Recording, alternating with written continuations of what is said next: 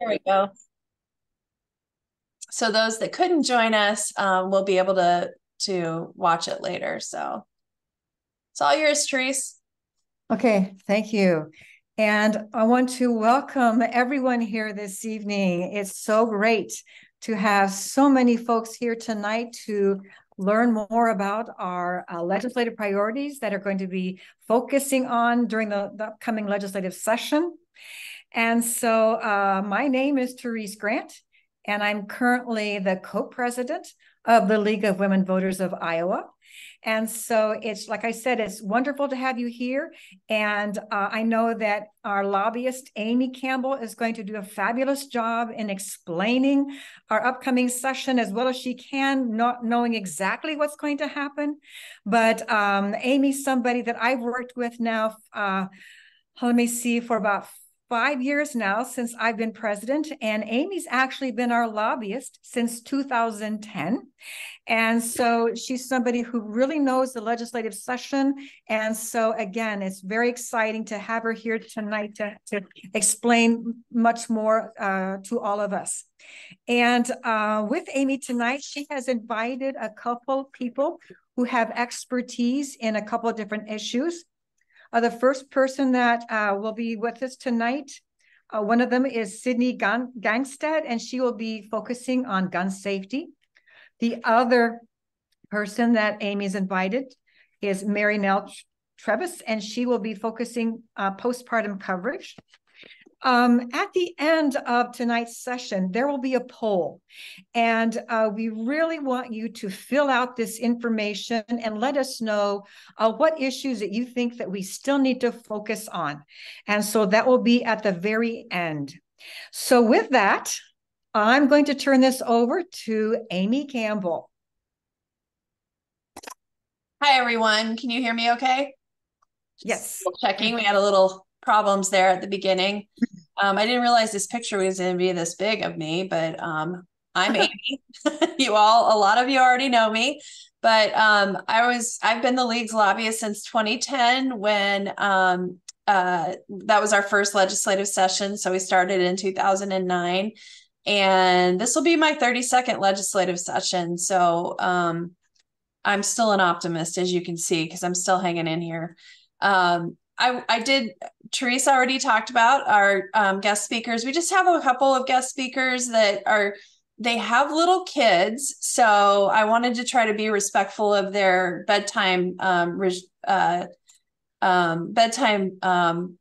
routines. So we're going to have them for 15 minutes each to talk about some specific stuff.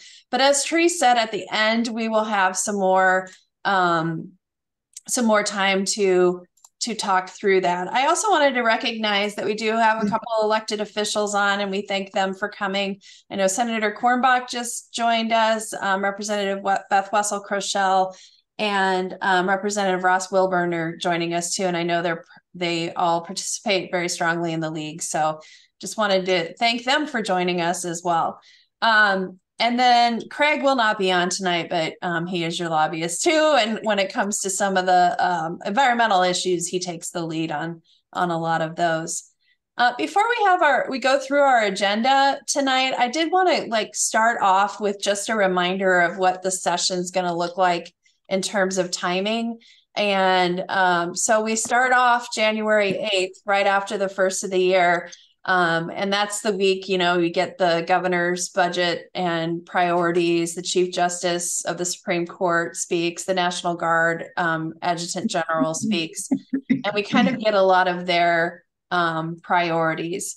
And so I'm just going to mute people too. So then we have a pretty quick turnaround.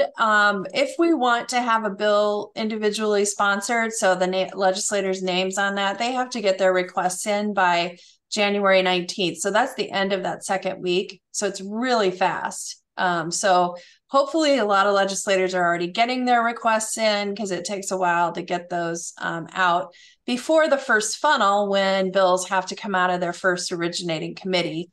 That would be February 16th. And then a month later, March 15th, a bill has to have gotten through the House and be out of committee in the Senate, or gotten through the Senate and been out of committee in the House. So You can see that this timeline is really accelerated this year because it's a shorter 100-day session. Of course, the final day is April 16th, but we all know that they have and do go longer than that 100 days of that they're paid for, so that they lose their per diems and their staff after that 100th day. So it's pretty good, strong pressure to get things wrapped up. And then the governor will have 30 days after that to sign. So you can kind of see how these things move through. I would note two things. Obviously, January 15th, which is ML King Day, is also the caucus day.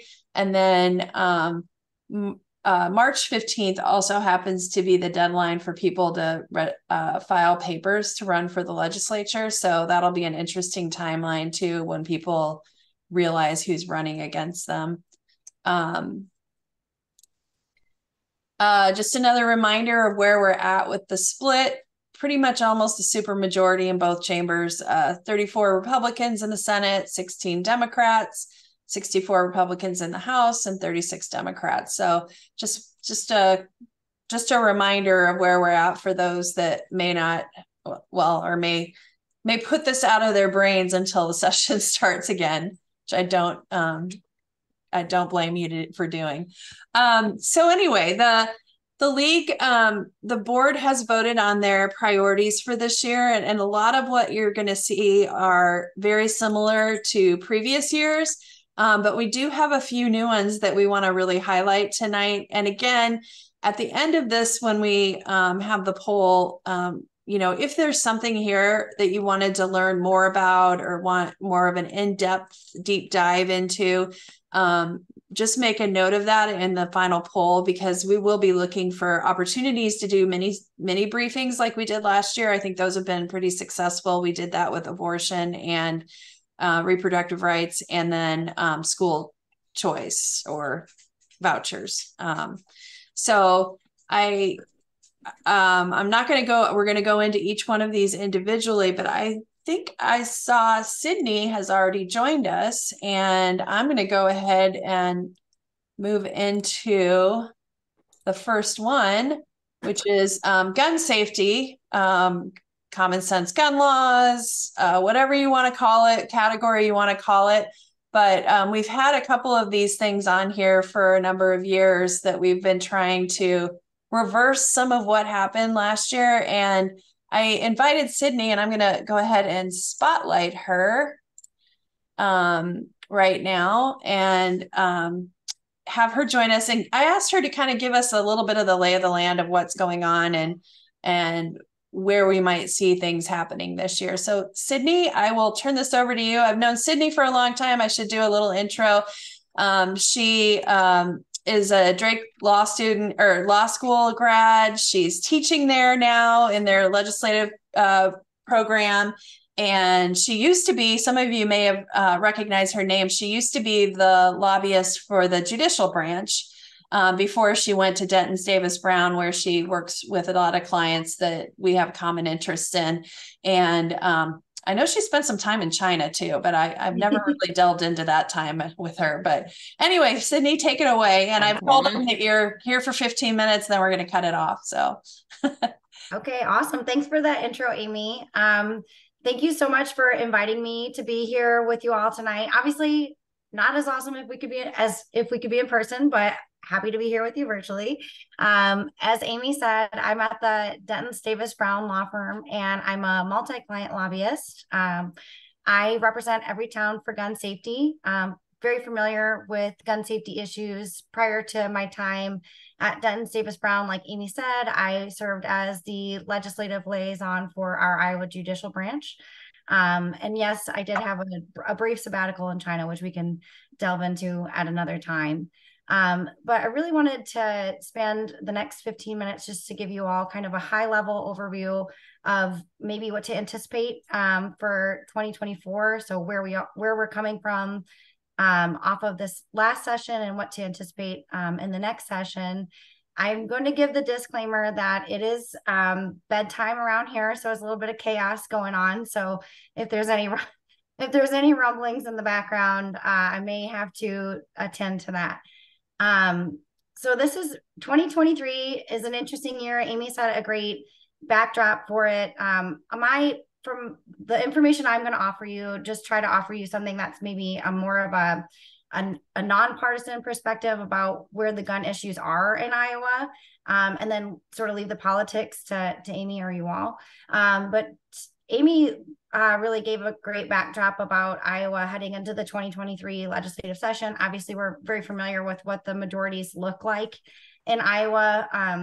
Something interesting also for 2023, we were just coming off of the 2022 ballot initiative. So in November of 2022, on the Iowa ballot was the right to keep and bear arms with strict scrutiny, and that was approved by Iowa on the November 2022 ballot by 65%. So that's something that really sort of set the tone heading into the 2023 legislative session. And a lot of us who work on these weapons issues or gun safety issues, we're sort of thinking, what's next? Obviously, that ballot measure was an initiative that the 2A folks had worked on for probably about 6 years to get that on the ballot and then get that passed. So really what was left? Well, we did find that out quickly early on in 2023. The legislature put together what I would call is sort of a wish list. So a lot of the bills that they had introduced in the past that had not reached the governor's desk, they rolled a lot of those bills up into what we in the legislative world call an omnibus bill. That's really just a fancy way to say, like, this is a bill that contains a lot of things. So the bill had over 10 divisions, and it was anything related to firearms and vehicles, firearms on school property, firearms safety instruction, firearms on our universities, firearms on school grounds, that'd be like K through 12, firearms on public highways, firearms on casino grounds, firearms at the state fair, firearms in businesses.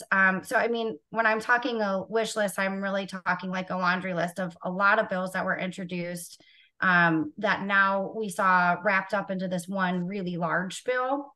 It went through a lot of iterations. So it was introduced in the House, and there were a lot of entities that came to the table. I will say, particularly for the divisions like the guns on private property, so the businesses, guns and businesses, there were a lot of entities that came to the table to say, hey, really, we have a lot of issues with the legislature weighing in as to how an employer should dictate, how the legislature dictates to an employer how weapons should be handled on their own private property or their own property for employment purposes. Similarly, we saw that with advocates for the state fair and also the schools, both the universities and the community colleges and the schools, the K through 12 schools, saying, we really have an issue with the legislature dictating how and when we can transport or carry weapons on these particular properties. Some of the bill was amended. So the bill did receive quite a bit of revision before it was voted on. It did receive a vote on the House floor and was approved by the House and sent over to the Senate. With still a number of provisions that a lot of entities, including Everytown for Gun Safety, we were against and we would consider problematic. Primarily the provisions related to firearms on school property. I will say this was the first year that we found some new advocates in this area that were registered in opposition to the bill, particularly because of the Division 6 in the bill, which would have provided an insurance mandate for covering providing insurance coverage for firearms on school grounds. So it was really the first time that we actually saw the insurance companies in Iowa actively weigh in on a bill like this and register in opposition, just saying that this is, they obviously were not they were not keen on the idea of there being an insurance mandate, but also not sure that they would actually be able to insure these school grounds if they were required to allow weapons on school property. So I would say we unearthed some new allies there. Obviously had, the League of Women Voters and a lot of our other common allies weighing in on this bill. So very much appreciate everyone's support. I think overall the biggest issue with this bill was because it was an omnibus bill. There were just not enough there. They could not find enough support for it in the Senate. So it did not move, which was quite interesting. It moved through subcommittee and committee and remained alive, but did not get floor time. I will caution you all that does mean that it is a live round for this next year. So headed into the second year of a General Assembly, that means that the Senate can pick it up and move it if it's been referred to committee. So if they'd like to renew this issue, they can again renew this issue just in the Senate committee. And if it does receive an affirmative vote on the Senate floor, it can go down to the governor. I think what to expect on this is there may be some further work where you see the floor manager removing some of the provisions and or parceling out, wholesaling some provisions, like just working on the business provisions or the school provisions, potentially getting more support from that. So I don't see this going away. I just see it maybe getting introduced or even getting amended in a different way for 2024.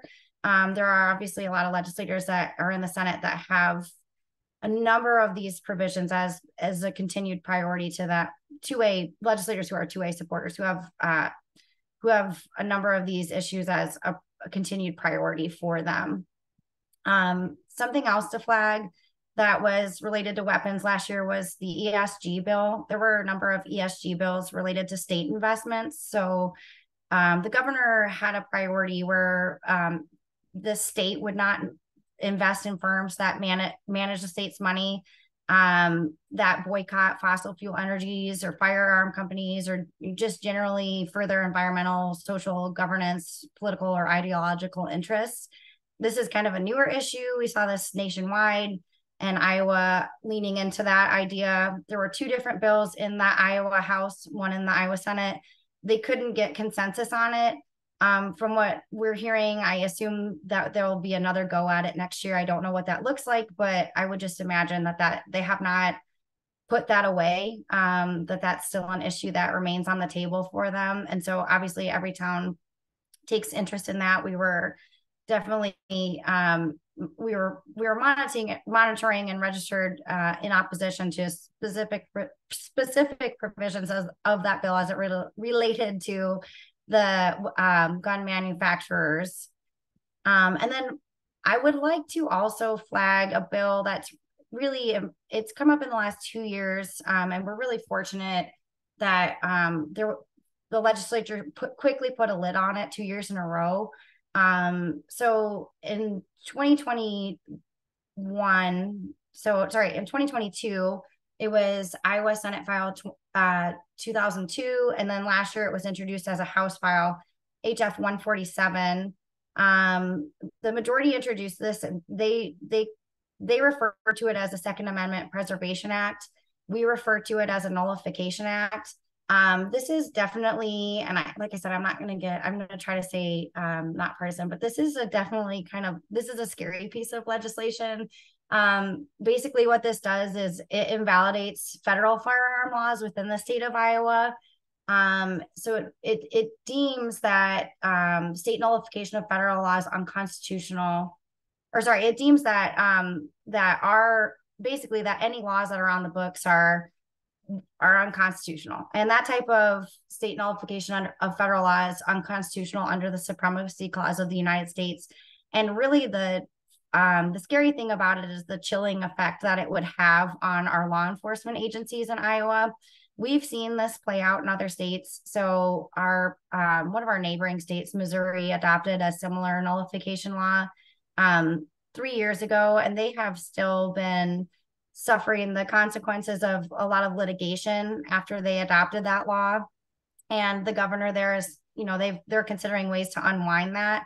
So luckily because of Missouri, have been able to educate our legislators about sort of the terribles of this nullification law. But just putting it on your radar to let you know that that is something that has come up, not just this last year, but at least in the last 2 sessions. And I could assume that while we have majorities the way we do, that they're considering that everything's on the table. So just to bring that to your attention. Overall, though, I just want to thank the League of Women Voters for their support. You all are always there when there's a weapons bill introduced, and I appreciate Amy at the Capitol. Amy and I are always talking about this issue, and you all are very, very vocal, and that's very helpful to us. We obviously have a lot of overlap in our grassroots. I want to mention to you something to be proud of. There were around a dozen weapons bills introduced in the legislature in 2023, and not one of them was signed by the Iowa governor. So that's really something to be proud of, and that's a lot to say for your grassroots efforts. And your voice does make a difference. And so thank you to the League of Women Voters. I know every town is really always happy to be able to partner with you. And thanks to Amy to give me, hopefully I feel like I tried to pack it in really a lot in 15 minutes. Thanks so much, Sydney. Does anybody have any questions real quick? You can just unmute and ask. Otherwise, go ahead. Yeah, I have a question thank you, Cindy. Yeah. Do you have 1 or 2 bullets on that investment nonsense? I know I go to chamber meetings and everything gets blamed on social justice investments, and there's 7 a.m. meetings, and I'm not sharp enough to be able to respond adequately. So if there's something that you have on that would be helpful. Amy, can I drop that in the chat right now? Is that okay? Yeah. Yeah. Okay. Thank you. Hopefully that helps. That kind of gives you some background on the bills that move forward. The bill that did move forward, like I said, there were 2 versions of that. And ultimately the chambers didn't agree on the final language of the bill. That bill itself, SF 507, remains eligible for consideration for this next year. And like I said, I would assume there would probably be a go at that, whether it's this version of this bill or another. I don't think the issue has gone away from what we've seen nationwide.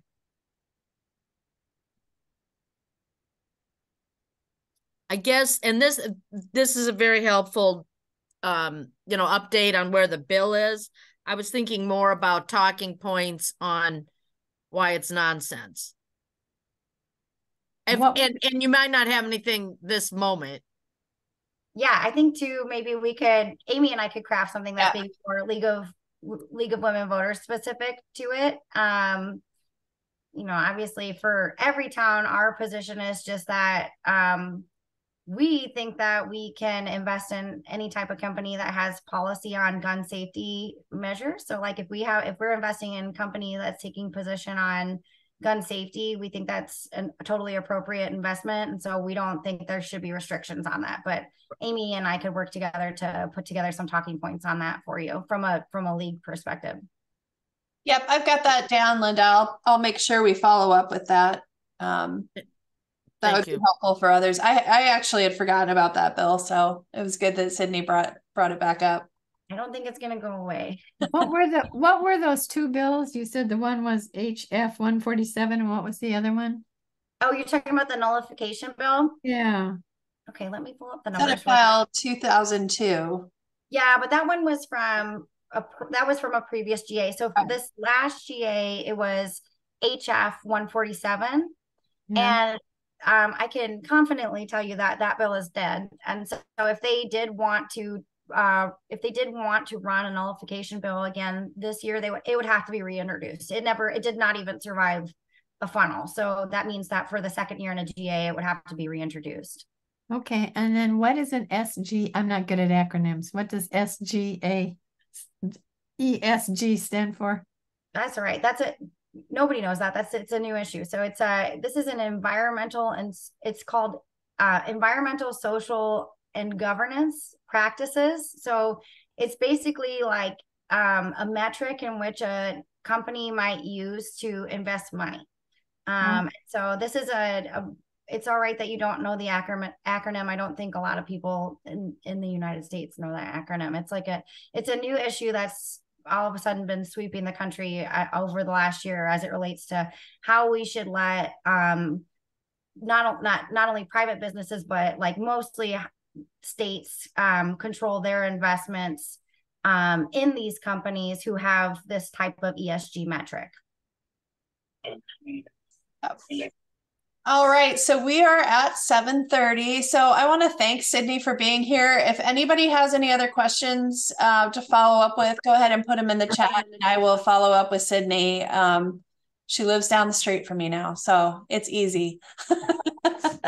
We're great. And I have kind of a roll-up that I can send to Amy. That's just, here's what's an overview of what's happened over the last 5 years, which I think is really helpful to show sort of how we got to the ballot measure and then what might be next. So I'll send that to Amy and she can share that with the group. Thank you so much for being with us. And I know you have a busy time getting your little one to bed, so appreciate it. Bedtime is fun time, right? It's a challenge. That's right. All right. Thanks, Sydney.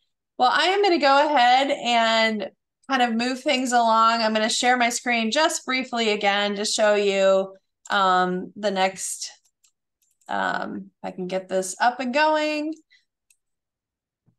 You'd think by now I'd be really fast at this stuff, but so obviously we have, as League, had a long history of support for women's reproductive rights, and we have continued to have a long list of items on our agenda related to reproductive rights. It's basically very broad. We support the full range of reproductive health services. Again, support for contraception available without prescription, and making sure that Medicaid services are comprehensive and accessible, as well as dealing with the OBGYN deserts, which obviously ties into some of the anti-reproductive rights bills that have passed, have made it a chilling effect on recruiting OBGYNs. But one of the things that we have been recently working on is working within a coalition on postpartum coverage. And Mary Nell Treves has been with Iowa ACEs 360, has been she has been leading that group. And we're meeting again next here tomorrow, right? And so, oops, I didn't mean to do that. So I wanted to go ahead and have her come and speak, because that is something new on our agenda this year. And it's something that I think is really important, because it does really hit toward having that full range of services in Medicaid, and particularly a focus on women and women's reproductive health, including while they're pregnant and after. So I'm going to just go ahead and turn it over to Mary Nell. And of course, I had her beautiful bio pulled up and now can't find it, but I've worked with her a long time, and she's pretty much an expert on childhood.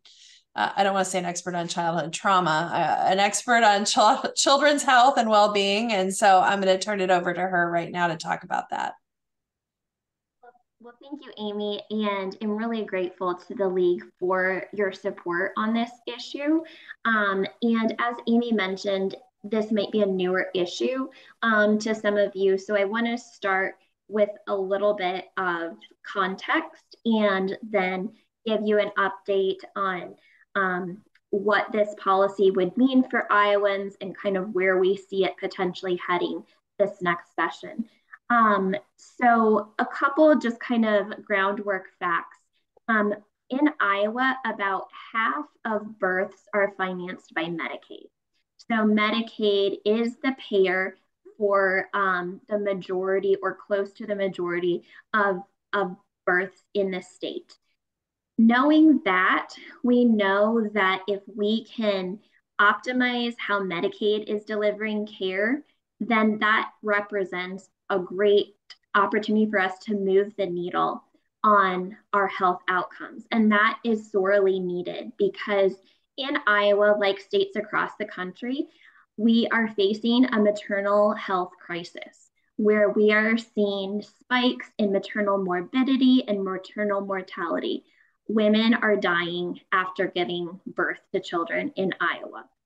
So we look at this policy opportunity as a way to hopefully begin to address some of the maternal morbidity and mortality in our state.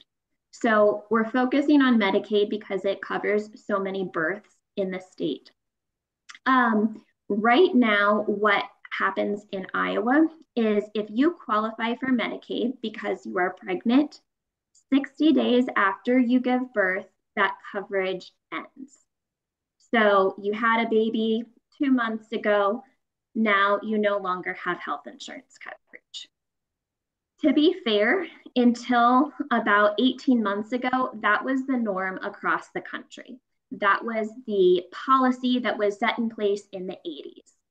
However, the federal government, as a strategy to improve maternal health outcomes, made it a priority to extend how long women covered by Medicaid would be able to have health insurance coverage. So they made it an option that instead of having coverage for only 60 days after giving birth, states could choose to extend that to 12 months.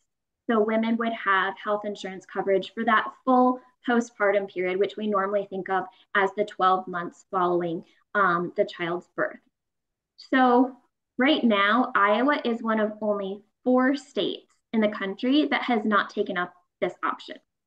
So red states, blue states, urban states, rural states, almost every other state has seen the light and thinks this makes sense from an outcome perspective, from a financial perspective. This is going to be something that makes sense for our state.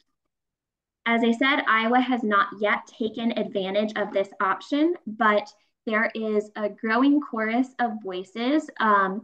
Amy referenced this coalition that we work on together, and while we are so appreciative of the League's support on this issue, we're having a diverse network of partners from providers to faith-based organizations to advocates.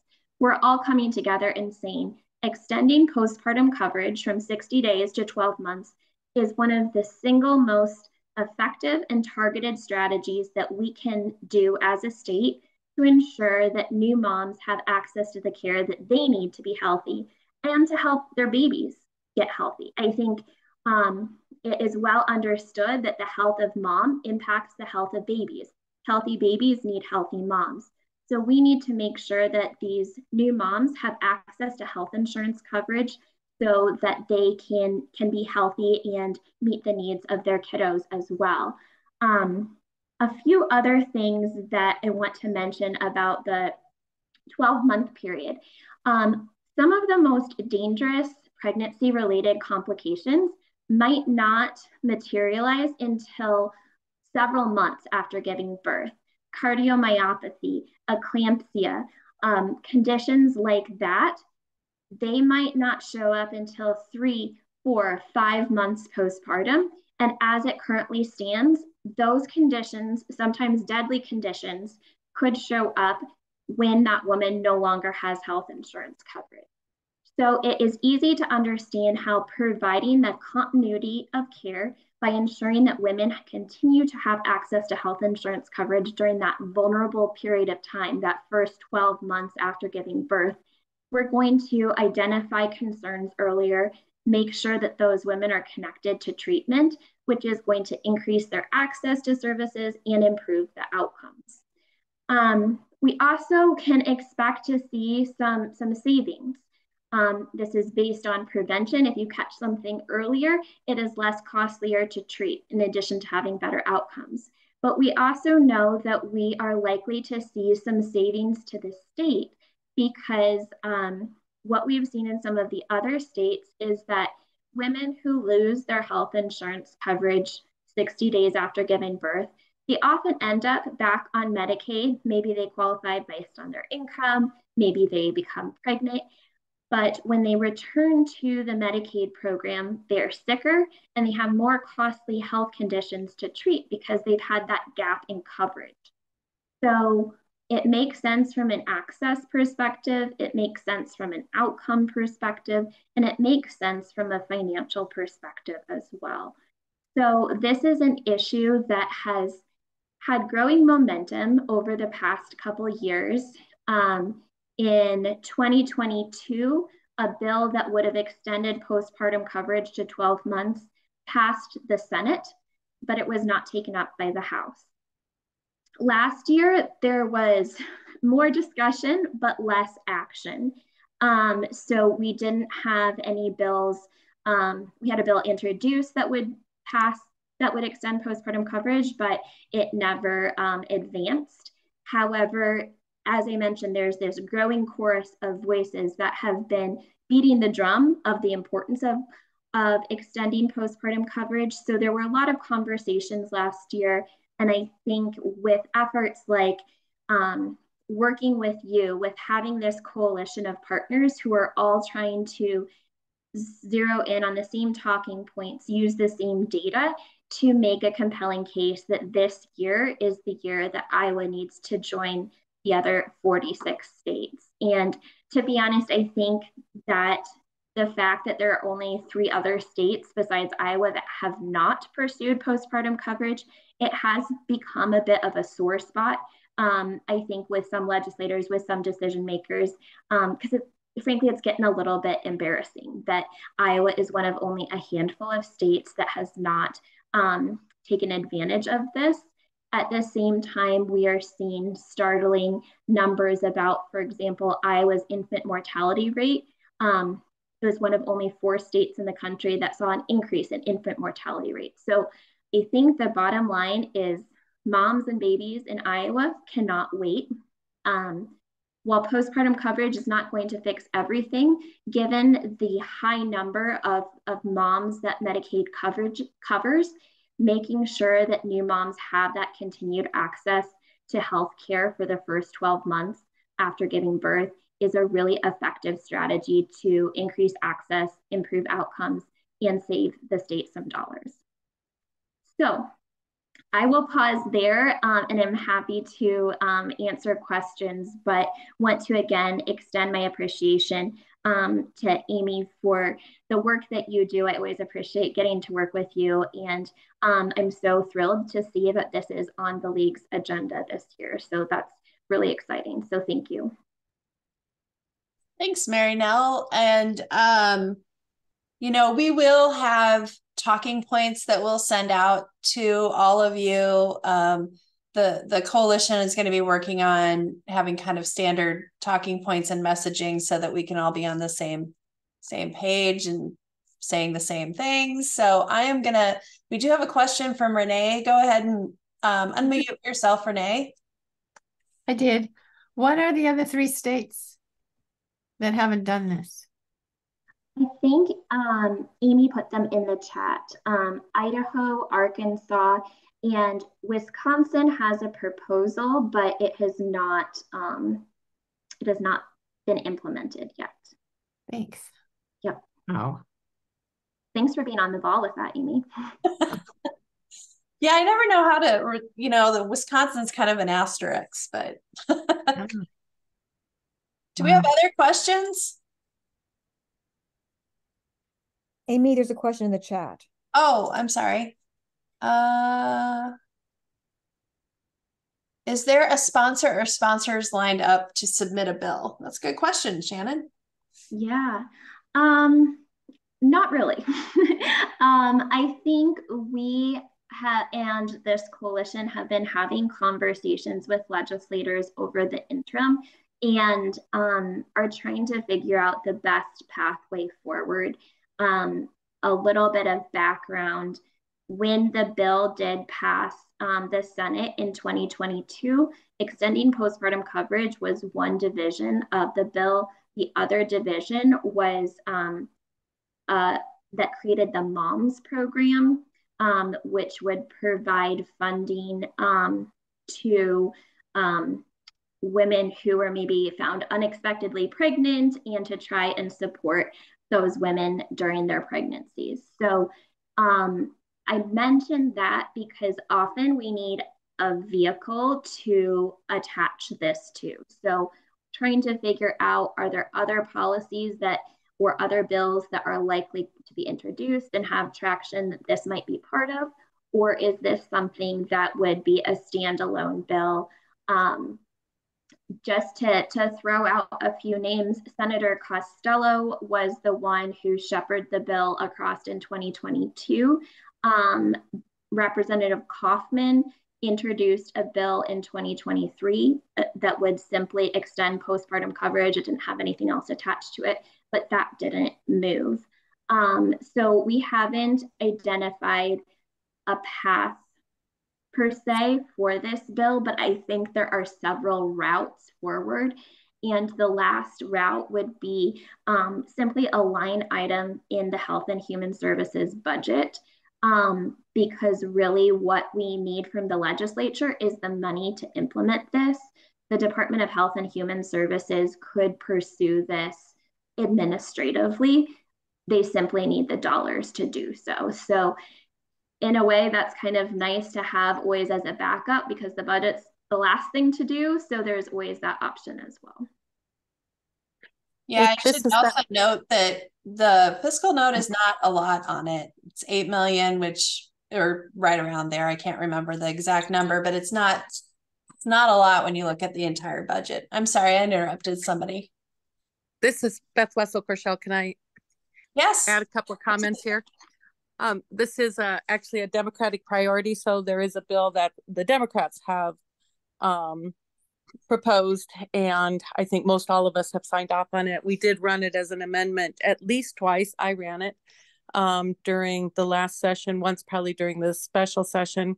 The one thing that Representative Fry said, I don't know if you remember this, but he said that we have a much higher federal poverty level for our maternal Medicaid program than our surrounding states. And I've been trying to get the data on that for how many women are using it that are at higher levels of poverty. So my feeling is he's going to try and lower that rate in order to pass this and save some money on, so fewer women would qualify and save some money that way in order to, because I mean, obviously we have $8 million that we can spend on this, and with higher infant mortality and growing also maternal mortality, you would think that we would do it. But I am trying to collect that data. I don't know if either of you have any of that data. Thank you, Representative Wessel-Chrishell, for that additional context and obviously the support that you and your colleagues have provided to this and other maternal health policies. So you're exactly right. I think in every conversation that I've had, Iowa's income eligibility level has been brought up, that we have the highest income eligibility for pregnant women in the country, 380% of the FPL. So at the end of session, IME did run numbers for Senator Costello on what it would cost to lower, to extend coverage for a segment of the Medicaid population. But just to be clear, this would require the state to lower the income eligibility for all pregnant women qualifying for Medicaid. So it wouldn't just be like the ones that get 12 months coverage. It would be lowering the income eligibility.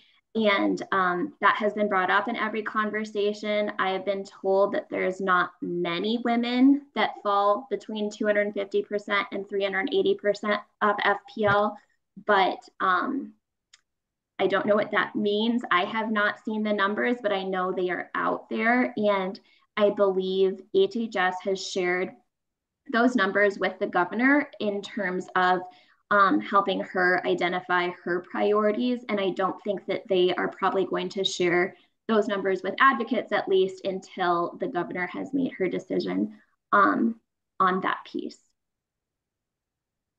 Well, it is public knowledge. I mean, we should have access to it, and I'll continue to work on getting it. it's good to know that Senator Costello got it. Thank you. Yes, thank you. Yeah, and the coalition that Mary Nell has convened has also there's a member of the HHS staff on there, Medicaid staff, and she wrote down that we were kind of wondering about that. There's two ways to think of it, of course. There's one way to say we can lower it because there's not that many people that are covered. And I say, well, then it doesn't save much money. So you should just go ahead and cover them. But we did look at the other surrounding states, and they're somewhere between 200 and 300%. So we're at 380. So, I mean, that'll be a point of discussion for sure. Obviously, League would like to see it stay at 380, and that'll be our position, but we'll have to have that discussion as we move along. But if you're somebody that's interested in this, let me know, and I will keep you on the list for when we have updates on this, or if you want to work on that. We'll certainly be doing a lot of calls to action related to this year. Well, if you have other questions for Mary Nell, just go ahead and put them in the chat and I will follow up with her. But I did promise that she could be done in 15 minutes too. So I'm going to hold us to that. And I really appreciate this. She's another one with a little kiddo. And so I want to respect her time this evening. But thanks again, Mary Nell. I really appreciate you jumping on. Likewise. Thank you so much. Yeah. Well, I'll see you tomorrow. All right, so I am going to flip back up my my PowerPoint and try to repin myself here. Sorry, there we go. Sorry for the awkward transitions. There we go. Craig had been on, he could have been working it for me. All right, so just to go back to, there was a request to go back to the gun rights one. I don't know why my computer's taking so slow. So again, you know, there's been a lot of discussion on gun rights with the red flag laws. So, I mean, I know that there are a lot of things that gun safety advocates would like to have passed, not just always fighting bad bills, but I think we're not in a position at this point to get anything over the threshold to be able to get it something positive enacted. So it looks like another year of fighting that. And again, with reproductive rights, who knows? I know there are a lot of individuals still looking at what more they might want to do at the Capitol. We have the legislature has passed a constitutional amendment that states that the Iowa Constitution doesn't have the right to abortion in it.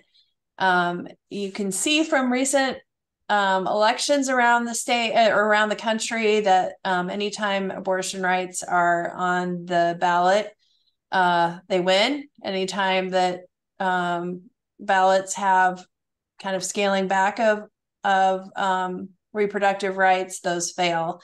So I don't know if they would have to pass it again this year for it to go on the ballot next year. And I'm not sure there has been a decision made on whether they're going to do that or not, given what they've seen happening around the country when that happens. But just so you know, there is still a constitutional amendment bill that could be enacted this next session and then get on the ballot. It would have passed two separate general assemblies. So something to just keep an eye on. But it is nice that we have something proactive to work on related to maternal health in the state. And obviously, as you heard from Mary Nell, there's some really scary statistics that we're facing right now. And I know when you listen to Representative Wessel-Kroschel or Senator Peterson in the Senate, they've repeatedly cited those statistics anytime that they have an opportunity. So we really appreciate that. Voting. So kind of core to the League's mission, we will always have voting at the top of our agenda. And I almost wanted to write in there, just roll it all back from what has been done over the past in terms of limiting voting time periods and scaling back and what some of has been done. But we know that that's not going to happen. So we need to continue to move forward and looking ahead. One of the things that has been new on the voting list is ranked choice voting, which has been enacted in a couple of states. The League of Women Voters of Iowa has decided to support moving toward ranked choice voting. There was a bill previously introduced last year. It didn't go anywhere. They did have a subcommittee meeting on it, and there is a group working on this. And I'll be the first to admit I have a lot to learn about this. So it is something that we will be working on to get messaging talking points out for folks on this. So when they are asked about it, they have kind of the best information. There's a lot of information about, well, there's a lot of misinformation about how this might impact. I know some people say it's, voting for more than one person. It's not, it's actually moving toward a more equitable system where people are not trashing each other. That there's actually a strategy that you could employ where being second choice could end up leading to a win. So and then of course the felon voting restoration amendment, or voting rights restoration for those with felony convictions. We do not have something that passed. So it is, we don't have, it couldn't get on the ballot for the next legislative or for the next election. So we're back to a long strategy on this, but passing it this year would help us get ready for it to pass it next year. Passing it in 2024 would help us pass it again in 2025 so that we could get on the 26 ballot. So still has the same issues with fines and fees having to be paid prior to that. So I will stop here and see if we have any other questions. I know Jean said that ranked choice voting is very viable. I know Jean's one that's been looking into that. And I would say also, if we have questions about that, any of those league members that have been researching this can jump in and answer them too. Amy, may I ask a question? Yes, please do. John Olson from the Metro Des Moines League, and at the state convention, you mentioned that there were some pretty horrible voting bills that were in, that had been offered this past session, but nothing was done about them. And that I've tried to search for those bills, haven't been able to find them. What are these bills? What are they proposing? How can they restrict voting even more? Like, are they going to get rid of same-day registration? Or what are these horrible bills that they are waiting to throw at us? That's a good question. And now I got to remember what it was that I was referencing when we did that. But let me look through the list. I know there were some really sort of off the wall ones that did not get any attention. So they'll still be around. I don't expect them to get moving, but I probably highlighted them to just show that there were some sort of off the wall proposals. I know that one of them was that they were going to count all of the absentee ballots as provisional ballots. Even the ones voting in person at the, which I won't say much more about that.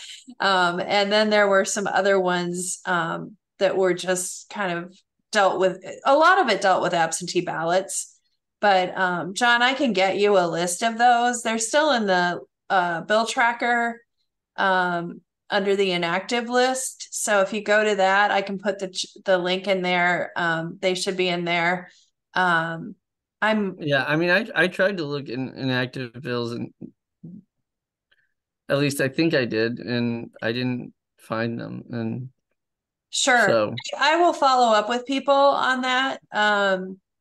Because I don't want to accidentally say something that, since I haven't looked at the list for a while. I know one House File 543 requires that party observers swear that a ballot has been cast in secret at polling places, or that an absentee ballot has been cast in secret. I mean, there's just a lot of things that are like just weird, and why are they doing them? And it's just going to cause issues when you're going to vote. It's overcomplicating things, I would say. The ranked choice voting bill was House Study Bill 183. I'll put that in the chat too. Again, it didn't move last year, but it had a nice subcommittee on it. I learned a lot from sitting in on that subcommittee as well. So other questions? Sorry, John, I couldn't answer that. Renee? What is a ranked choice? What is ranked choice voting? I don't know what that is. You're saying we support it, but what is it? Yeah, it's a process. So Maine and Alaska have done it. You want to answer this? Or let's see. EJ? Yeah, EJ, do you want to answer that? Yeah, basically, like if there's 4 people, well, it depends on the rules in each state, but you vote for your first choice, and then who's your second, and then if nobody gets a majority for first choice, then they add in, the numbers of the second choice and third choice. And I think it's sort of like what they do at political conventions sometimes, because I know they've had it at least at the Democratic convention the last couple of times. But you indicate who your choices are. It avoids runoffs like we have in city elections a lot. I know we have one here. We have a runoff system rather than a primary system here in Blackhawk County. So, okay. I know the person that got elected from Alaska, she wasn't the first place winner, but when the ranked choice was, she got elected. She's a Democrat, a native Alaskan, and I think, and up there, I think you can have more than one person from the same party running. It's sort of wild. So, Maine's had it for a while, and I think possibly one of their elected officials got in because of it too, because they had pretty close elections. Yeah, sorry, I'm having a little problem with my PowerPoint, but I was going to just look real quick here. I had a link to the website, but I will put in a link here in a minute, but it goes through the process of it. So that's one of the criticisms, is that it's complicated, and it's really not that complicated. You just go in, and if you have 3 people, you rank the 3 in your order of choice. And so they drop off the one that does the least amount, and then they recalculate the votes, based on your second choice. And then that leads to a winner. So yeah, Amy, I have a follow-up question because I'm not sure what the answer is. I think everybody's aware of clunking. Like if you have 3 people that could be elected supervisor in the county, you could vote for 3, you only vote for 1, so they get ahead. But with ranked voting, if someone only votes for 1 candidate and doesn't indicate a second or third choice, does that ballot get thrown out? Does anybody know? I don't think so. Okay, so they just don't have any for the. I just was wondering. Some people might think that, I suspect, but yeah, no, that's not the case. Okay. Yeah, I think there's a high learning curve on this piece. And I know one of the things that they have looked at is that there's some really good, strong data from the states that have done this that show it doesn't like favor one party over another. Right. So I think there's a misconception that it would favor Democrats, and I don't think that's the case. If you look at what's going on right now on the Republican side, people might want to be able to choose a second person. for that. But I will put up the link is fairvote.org, and it really does do a great job of explaining it. Obviously, if this is one of those areas where we have a lot of questions, Don't we can have forget Better Ballot Iowa. Yeah, and Better Ballot Iowa.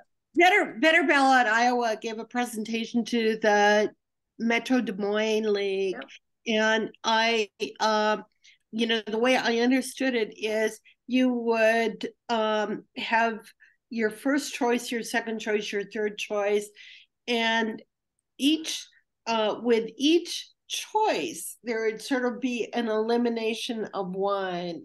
So if you had 5 candidates running for a position, with each choice you would kind of narrow the scope down. And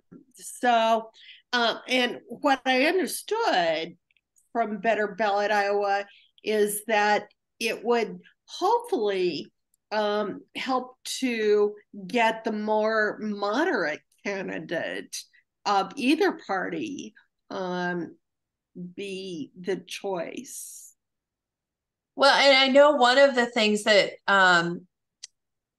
is a strong selling point of it is that it encourages people to not trash each other totally, because you're trying to vie for a second place vote. You're trying to be high up on their likable, and so I think that's one of the comments that they make, is they hope it brings more civility back to campaigns. So I'll just leave it at that. But yeah, check out those websites. If you have more questions or you want to dive in deeper and have us get some experts on here on this, we'd be happy to do that. And again, it's a new issue for the league as well. And there's been a lot of league members that have really worked on learning more about this. I don't know if there'll be a separate bill, a new bill introduced, or just a pressure to try to pass the one that was already introduced. Transparency and citizenship. So that's been longtime core value of the league. Again, we want to support the continued virtual committee and subcommittee meetings that started during the pandemic and that the legislature has continued to do. I want to really do a call out of the Senate, who the Senate has really kept their promise and continues to do virtual subcommittee meetings where somebody, any of you, even those of you in Sioux City or Dubuque, can participate in a meeting down at the Capitol virtually when it's held in the Senate. I think we've always thought that is a really good way to allow citizen participation, transparency in what legislators are doing. Now, the House continues to have the subcommittee meetings virtually, but you cannot participate. So you can only listen. So that is, we would like to see them return to doing those. I know there's consequences with that because we've had some Zoom bombs, but I think they're getting a lot of that under control.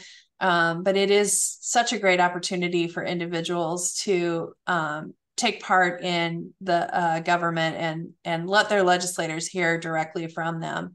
One thing that we want to continue to push and put pressure on leadership in the legislature is to require that amendments in committee be public prior to the vote. It's disappointing that we can't look at the amendments that they're talking about in a committee while they're talking about it. I know even members of the minority party don't always get them ahead of time. And I will say that this has been the case no matter who's been in control. So it's not hard anymore to just post things online because everything's posted on our legislative website. It would seem fair that we could put the amendments up. We know they're in the system, that legislators get them. And so the public should be able to see that prior to a vote. Right now, you can't see them. You don't see them until they're already in the bill that's been adopted, or unless you know somebody that gives it to you. We also want to talk, put some pressure on timely processing of FOIA requests. You know, the governor had, the courts ruled against her that she needed to release, comply with the timely request during the pandemic. She cited that they didn't have staffing to be able to respond quickly to those.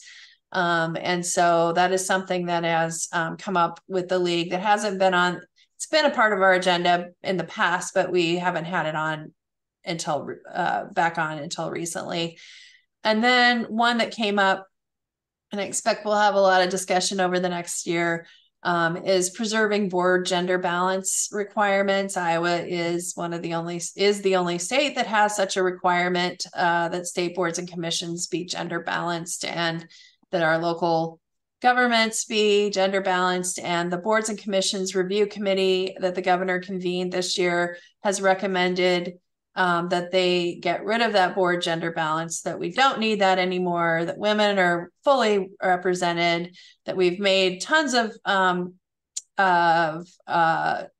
progress, that they cite, you know, the elected leaders, the governor, and all of that. And we've always known there's certain boards that will always have issues. Like if you have to have a woman electrician and there just isn't one in a location, or one willing to serve, but there are outs. If a position has been vacant for 6 months, the governor is allowed to appoint somebody else. So it certainly seems that we're going backwards since the 80s when this was put in place.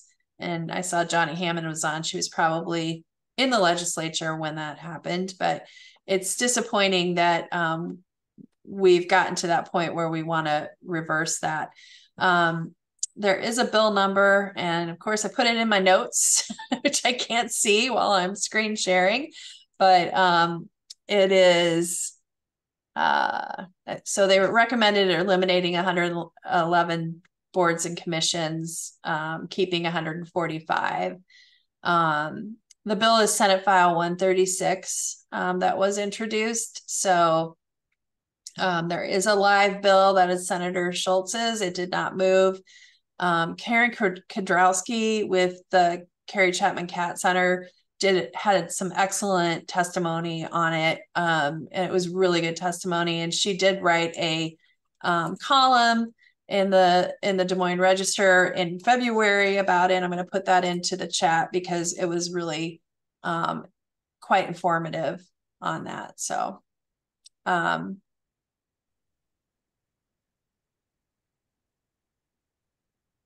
do we have any questions? Amy, there's a question in the chat about this transparency and citizenship. The question is this something that we need to push for prior to the session? So we start as part of the rules? Is it something that we should talk to legislators about? I think so, yes. I would encourage anybody that might be in leadership. So in areas where leadership is involved, because that's who makes it's the majority that determines the rules. I mean, everybody has to pass them, but they have adopted their rules. But to amend the rules, they would need the majority's support. So if you live in Representative Grassley or Representative Windshittle's area, which are up by Waterloo, Parkersburg area, and Missouri Valley, sort of near Council Bluffs, or Senator Whitber in Ankeny, Grimes, I guess he's not Ankeny anymore, Grimes, and that Polk City around that area in Des Moines, so Des Moines area, and Amy Sinclair from down south.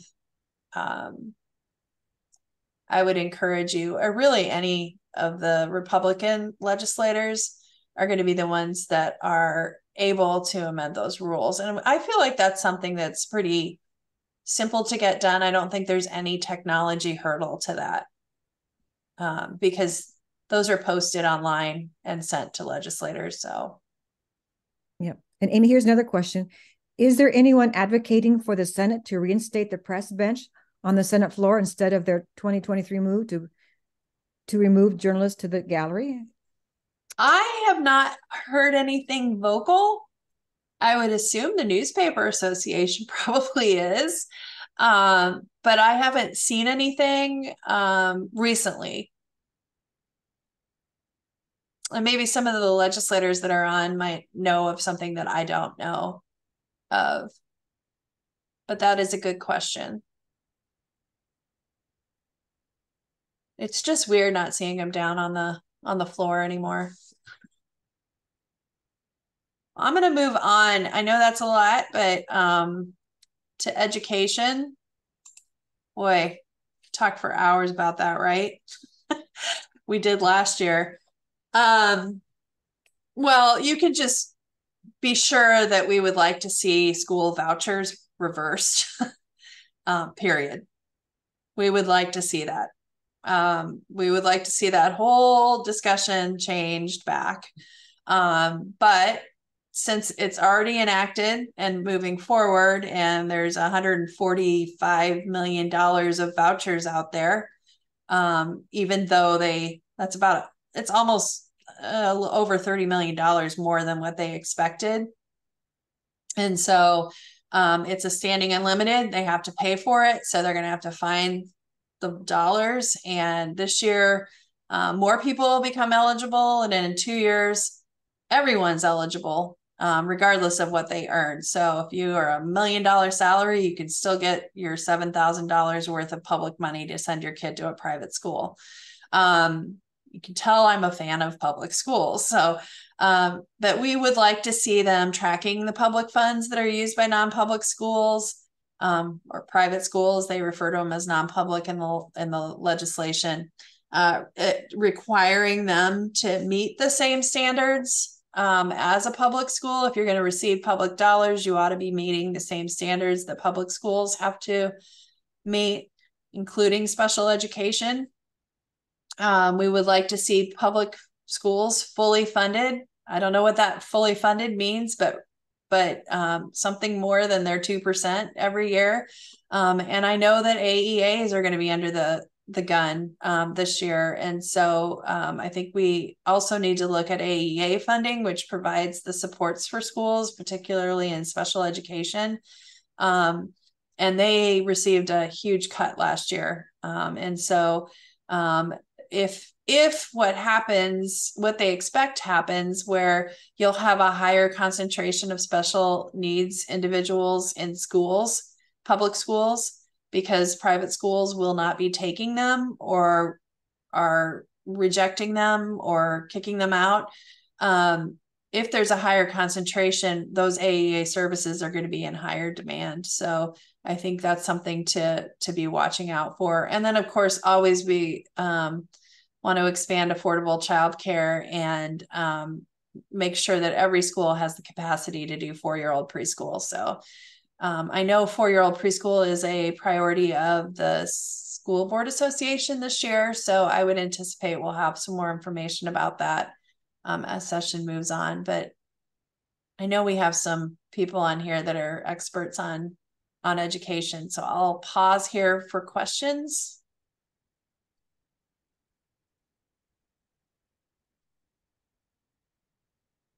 No questions? Everybody's getting hungry or sleepy. Well, I'm going to move on, but if you do have a question, we can go back. I just want to bring up 2 other issues that are on our agenda. This is Herman. This is Senator Cornbach. Sorry, yes. I was just plugging my earphones in real quick. Yeah, on education, I've crunched some numbers. I've been crunching numbers ever since Reynolds took over, comparing education funding, what it is versus what it would have been had we kept up with inflation. We are way, way, way behind keeping up with inflation. The shortfall this school year is over $500 million. The state cost per pupil, which is the key number on which the whole education funding is built, is 9.3% lower than it would have been had we, like I say, just kept up with inflation. So we need about a 10% increase or 10% allowable growth, or SSA is the newer term. That's what we need just to catch up, to get back to where we were when Reynolds took office.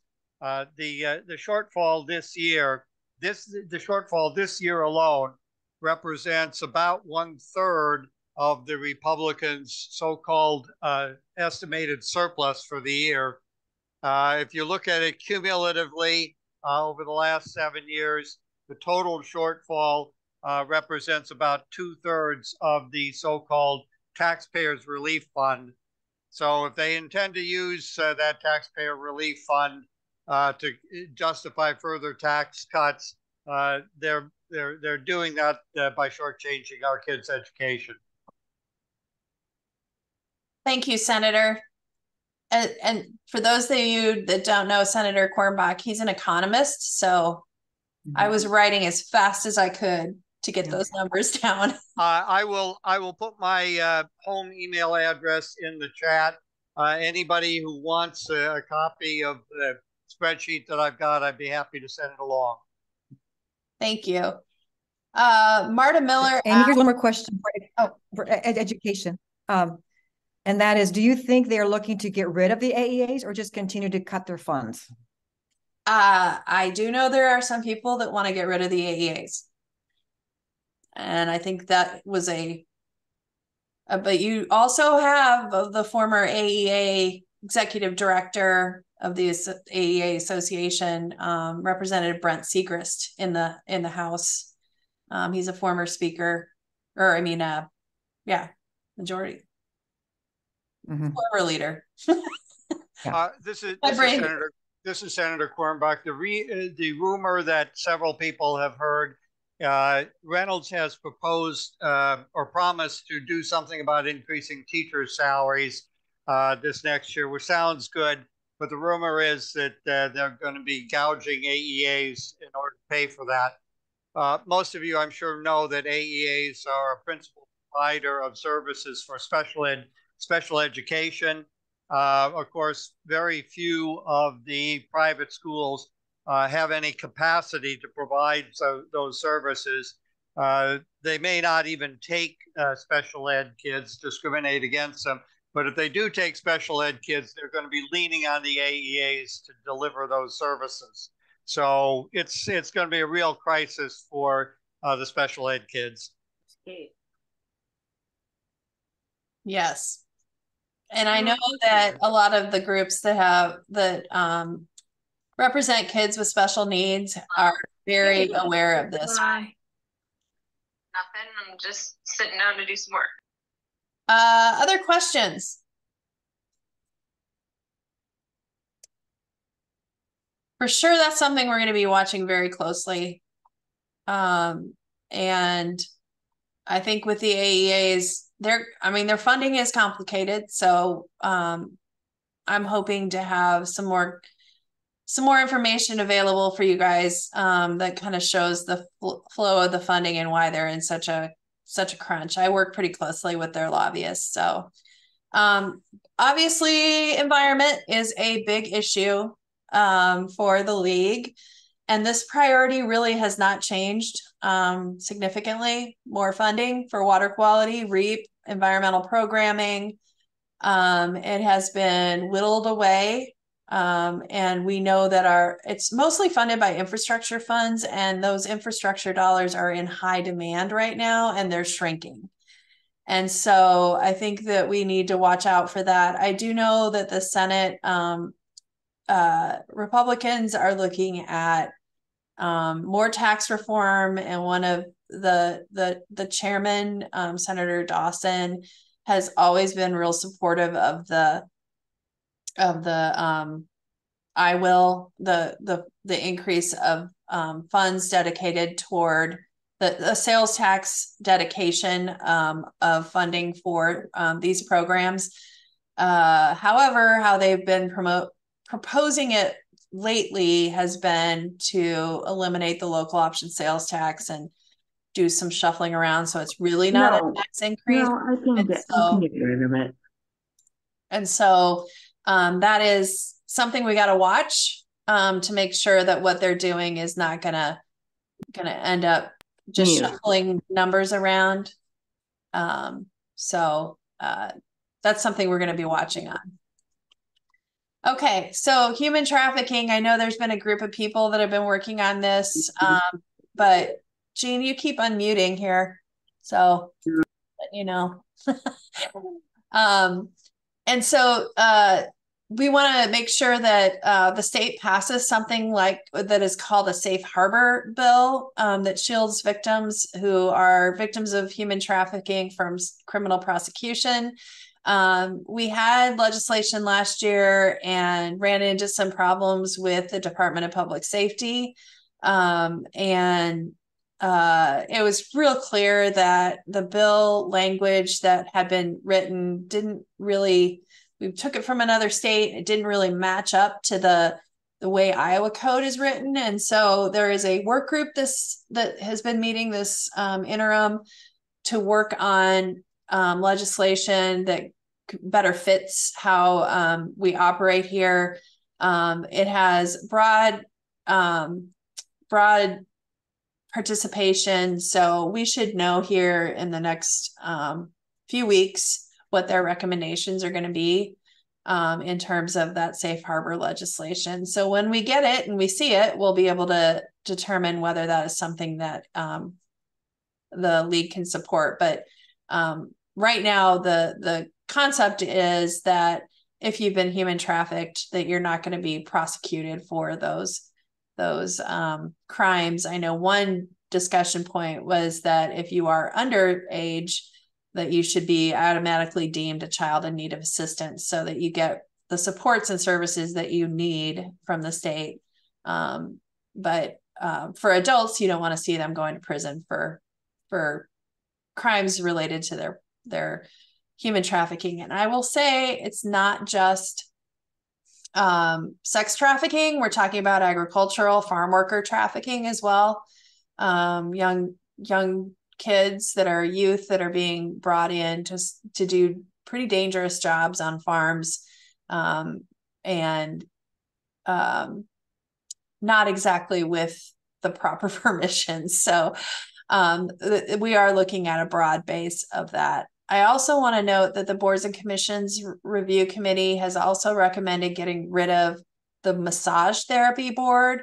And that board in particular has done a ton of work to try to weed out the bad operators within the massage therapy that are giving them the bad name by really being a front for sex trafficking. So they are very concerned that getting rid of that massage therapy board will actually weaken the protections that have been made related to that weeding out of those bad actors. So just a note on that. Amy, there's a question in the chat concerning the environment.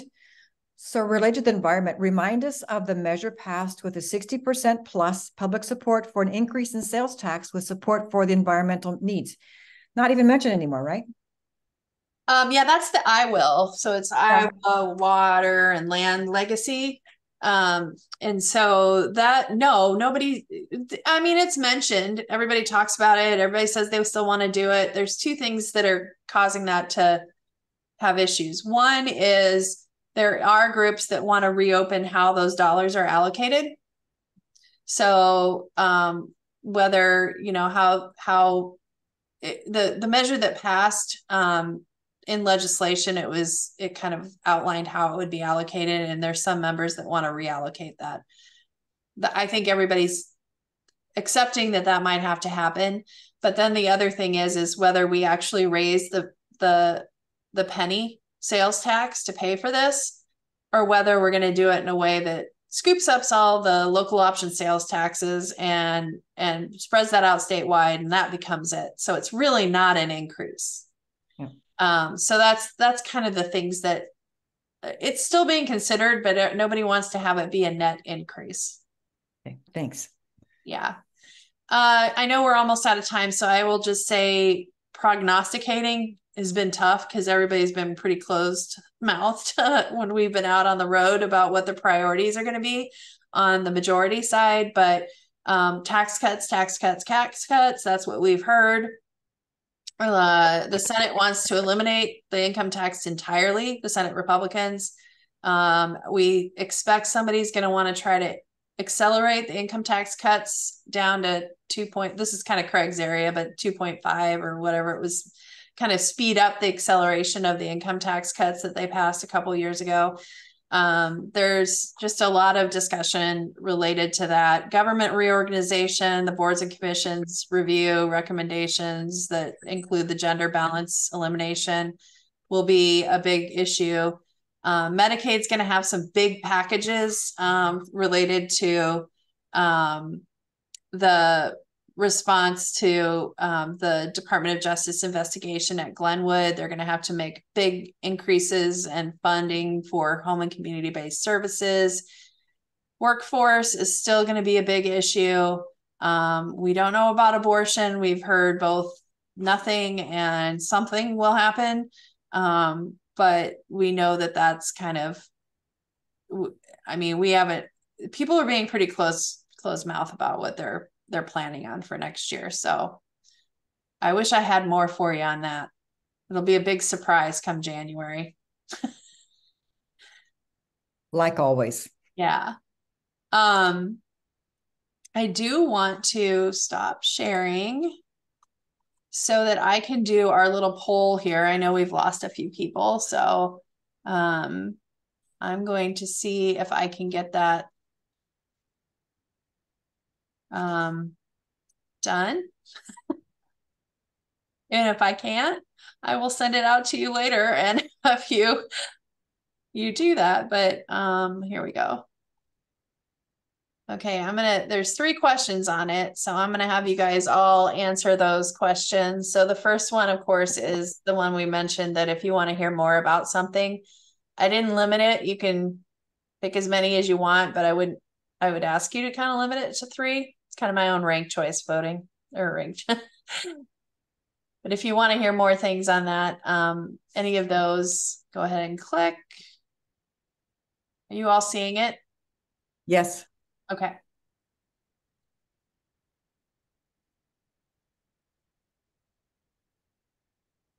But nobody wants to answer it. Oh, we are.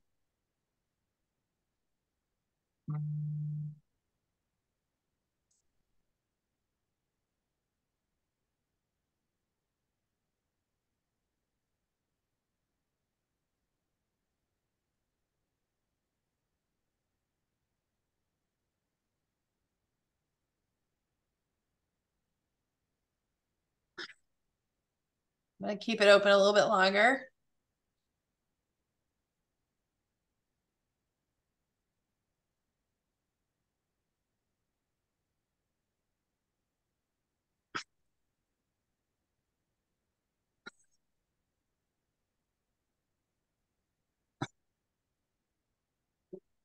So Amy, there's a question in the chat. Will you include the chat with the link to the recording of this presentation? Can you do that? I think I can. Okay. If you can, there's a request to do that. Yeah, there's another thing you can do. If you go out at the end of the chat, there's 3 buttons or 3 little dots, and you can save the chat to your own computer that way too. And it'll get downloaded automatically. Because I don't know if the recording actually records the chat. Yeah. I don't think the recording does, but I know when I have a recording, I have a separate file that has the chat in it. Yeah, so it's the last 3 dots on if you pull up the chat down at the bottom, if you click it when it says more, you can save your chat then. Because the chat is written rather than recorded. Yeah. But I will have a file at the end that has all of the chat. So if you don't want to do that, I'll have it. But great. Yes. All right. Well, maybe a couple more that can do this. I'm going to go ahead and end the poll here in a second if you haven't done it. All right. Closing it down. Got one more person that, yeah, got all 36. All right. So it does look like we've got some clear ones where we have some more information than we want. So that'll help the board in deciding what we want to do with mini sessions. But really want to thank everybody for joining us tonight. I know it's busy season. Thank the legislators who attended. That's really nice to have you guys here and have you be league members too. Therese, anything else before? Well, and a big thank you to you, Amy, for organizing all this and sharing all this information. Thank you so much. And I know I want to thank you in advance for everything you do during this session as well. Absolutely. Yeah. Thanks, everyone. Yeah. Bye-bye. Yeah, thanks, everybody. Just 3 minutes late. Awesome. Good job. Thank you.